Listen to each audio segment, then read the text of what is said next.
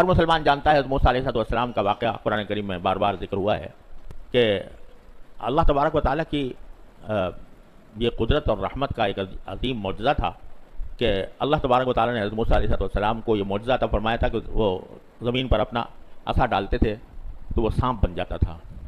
تو اس کے مقابلے میں فرعون نے اپنے سارے ملک بھر کے جادوگروں کو جمع کیا تھا کہ حضرت موسیٰ علیہ السلام کہ تم جادوگر ہو تو میں جادوگروں کو جمع کرتا ہوں اور پھر دیکھتا ہوں تمہارا جادو کہاں جاتا ہے. اللہ تعالیٰ نے یہ کیا کہ جمع ہو گئے اور جمع ہو کر حضرت موسیٰ علیہ السلام نے کہا کہ بھائی تم ہی اپنا جادو پہلے دکھاؤ تو پھر میں دکھاؤں گا. تو انہوں نے اپنے پاس ان کے لاٹھیاں تھیں اور رسیاں تھیں وہ انہوں نے میدان کے اندر پھینکی تو وہ سب سانپ بن گئے, سانپ بن کر چلنے شروع ہو گئے. حضرت موسیٰ علیہ السلام کے طبیعت میں تھوڑی سی فکر پیدا ہوئی, لیکن اللہ تبارک و تعالیٰ نے الہام فرمایا کہ تم اپنا عصا ڈالو. اپنا عصا جب ڈالا تو وہ ایک بڑا سانپ بن کے سامنے آیا, اور جو سانپ ان کے جادوگروں نے کہ جو سانپ تھے ان میں سے ایک ایک کر کے سب کو نگلنا شروع کر دیا, اور نگل کر سارے ختم ہو گئے, اور یہ عیسیٰ علیہ السلام کا اژدہا باقی رہا. اب جادوگروں نے جب دیکھا کہ اگر یہ کوئی جادو ہوتا تو ہم سے زیادہ جادوگر کوئی نہیں ہے, جادو جاننے والا کوئی نہیں ہے, تو یہ جو کچھ کرشمہ ہماری آنکھوں نے دیکھا ہے یہ جادو نہیں ہو سکتا, یہ یقیناً اللہ تبارک و تعالیٰ کی طرف سے ان کو ایک پیغمبری کی نشانی دی گئی ہے, ورنہ یہ واقعہ ہو نہیں سکا تھا.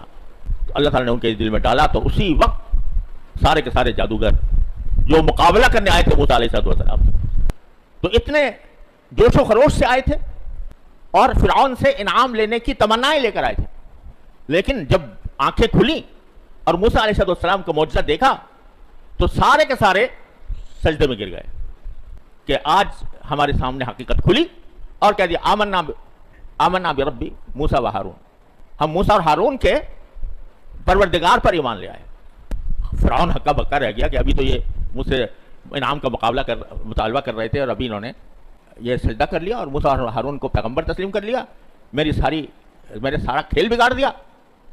تو انہوں نے صاف اس نے اعلان کیا, اب فرعون جیسا انسان وہ اعلان کرتا ہے کہ لَأُقَطِّعَنَّ أَيْدِيَكُمْ وَأَرْجُلَكُمْ مِنْ خِلَافٍ وَلَأُصَلِّبَنَّكُمْ أَجْمَعِينَ, کہ اچھا تم نے میری اجازت کے بغیر یہ حرکت کی ہے تو میں تم سب کو کیا کروں گا کہ تمہارے ہاتھ پاؤں کاٹوں گا اور تمہیں سولی چڑھاؤں گا اور دنیا تمہارا تماشا دیکھے گی. یہ کون کہہ رہا ہے؟ فرعون, جو خدائی کا دعوے دار ہے, جس کے پاس زبردست فوج ہے, اتنی زبردست فوج ہے جو ان بیچاروں کے پاس کچھ بھی نہیں.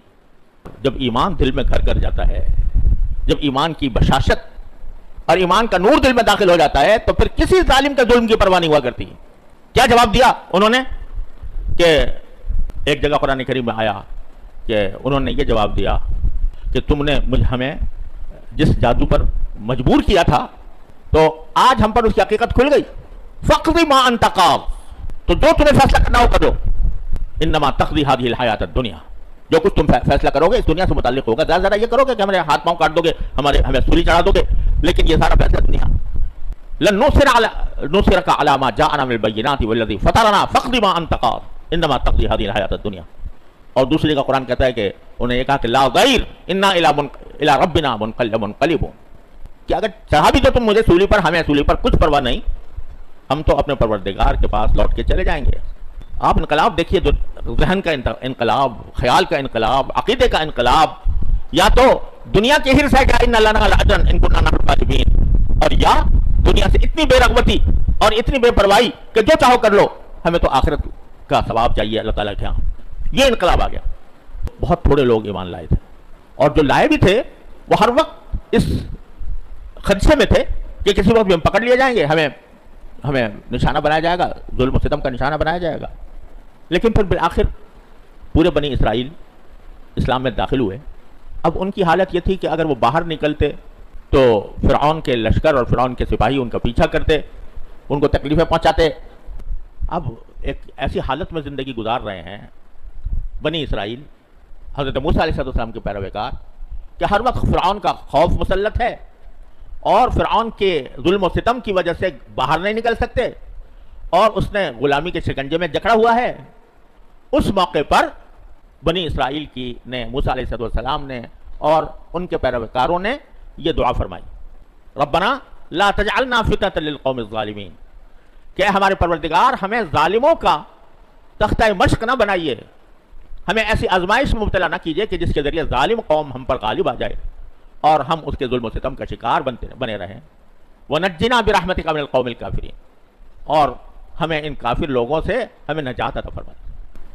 اب یہ اس دعا کا وظیفہ بنا لیا انہوں نے، اس دعا کا وظیفہ بنا لیا، یعنی بس چلتے پھرتے اٹھتے بیٹھتے یہ دعا کر رہے ہیں اللہ تعالیٰ سے، یا اللہ نکال دے ہمیں اس مشکل سے، یا اللہ ہمیں اس مشکل سے نکال دے، ہمیں ظالموں کے ظلم سے نجات دے دے، ہمیں کافروں کے قوم سے نجات دے دے۔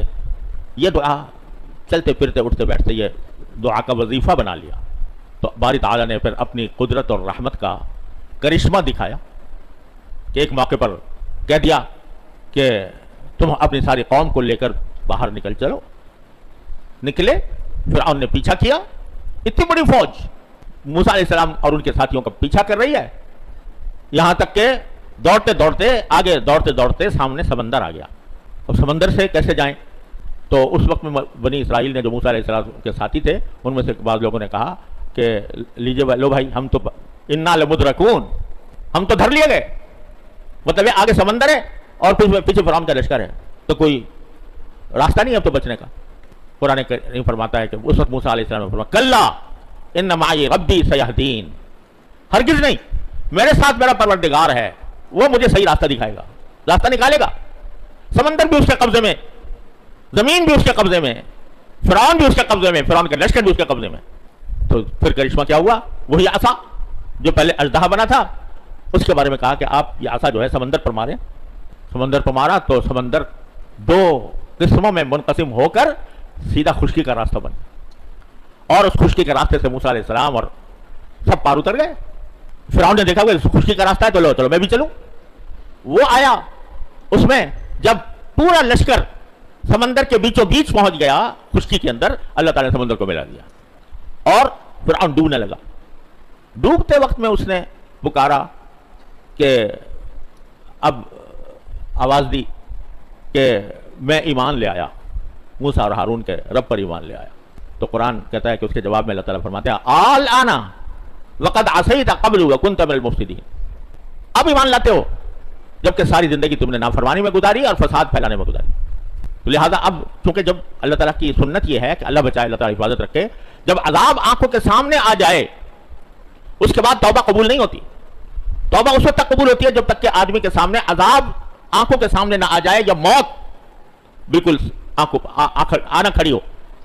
تو اب تمہارا ایمان معتبر نہیں، الفقہ آیا محفوظ رکھیں گے تاکہ تم اپنے بعد آنے والوں کے لیے عبرت کا نشان بن جاؤ۔ تو پرانے جو ہمارے مفسرین ہیں وہ فرماتے ہیں قرآن کریم کی اس آیت کی تفسیر میں کہ اللہ تبارک و تعالیٰ نے فرعون کی لاش کو اس طرح محفوظ رکھا کہ وہ اوپر آ گئی اور سب لوگوں نے اس کو دیکھا کہ یہ فرعون ہے جس کا یہ حشر ہوا ہے۔ لیکن ابھی کچھ عرصے پہلے، تقریباً 60-70 سال پہلے یا اس سے بھی کچھ زیادہ، فرعون کی لاش مل گئی اور اب بھی قاہرہ کے عجائب گھر میں وہ محفوظ ہے اور میں نے اپنی آنکھوں سے دیکھی۔ قرآن نے کہا تھا آج میں تمہارے بدن کو نجات دوں گا تاکہ تم بعد میں آنے والوں کے لیے عبرت بن جاؤ۔ تو اس کا نظارہ آج بھی قاہرہ جا کر کوئی شخص دیکھ سکتا ہے۔